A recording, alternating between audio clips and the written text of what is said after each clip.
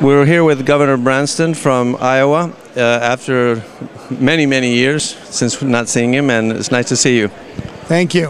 Well, this is my 8th national convention, but I missed the last 2 because I was president of a nonprofit medical school, Des Moines University. But I had a lot of people say, we need your experience in leadership.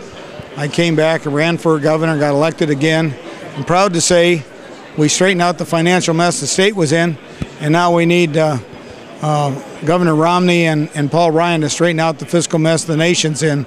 You can't spend 40% of every dollar being borrowed money like the country is doing under Obama.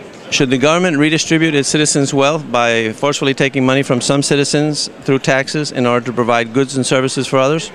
Well, I think that's the part of the problem. There's no way that you can create prosperity by confiscating from the successful. We need to have a system that treats everybody fairly, but when you get to a tax system that's almost confiscatory and also with the regulatory burdens that you're placing on the successful, it discourages investment, and it's the investments and risk that's taken by private sector entrepreneurs that create jobs and grow the economy.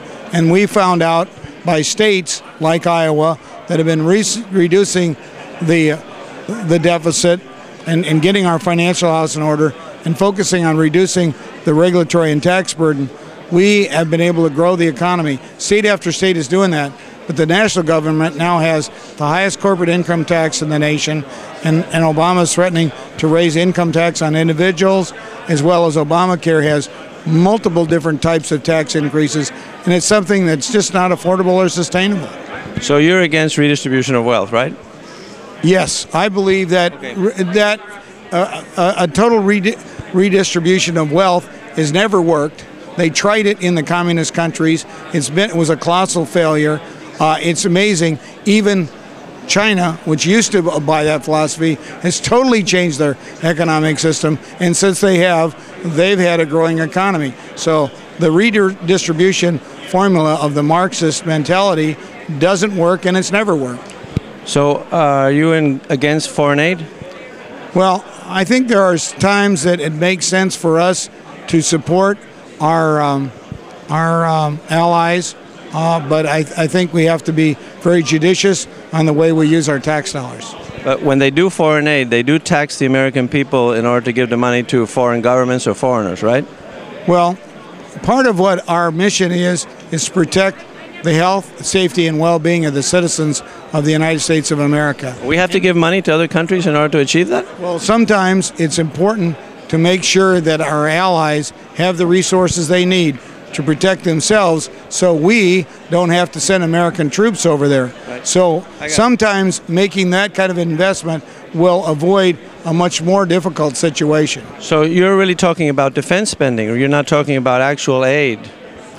Well, aid is part of the whole defense mechanism for our country. We need to recognize that in order to protect the defense in order to defend America against aggression, we also need to support nations that are going to be our friends and allies, and be able to resist the radical movements in the world that would destroy us. Do we have to give foreign aid to Pakistan, for example, in order for them to be friendly? And well, those kind of decisions, I think, need to be made on a strategic basis. But I think we recognize that in Pakistan we've had a lot of problems, and we've had people there that have been, we have some people that are supportive of us, but we also have some that have been hiding and supporting the enemy. But do you think we can buy friendship by giving people money? I don't think we buy friendship, but I think we do need to make strategic decisions in the interests of the United States, and things like supporting Israel.